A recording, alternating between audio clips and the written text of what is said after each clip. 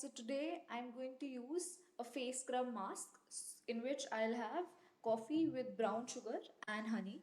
So basically, coffee is an exfoliator which helps to remove dead cells and unwanted particles from your skin, and honey has antibacterial properties which helps to repair damaged skin.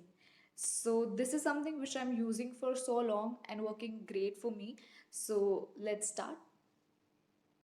So I have coffee, sugar and honey. So I'll just show you that how much quantity that you need to use to make a mask. So I'm adding 1 spoon of coffee and 1 spoon sugar, 1 full spoon of sugar and 1 spoon honey.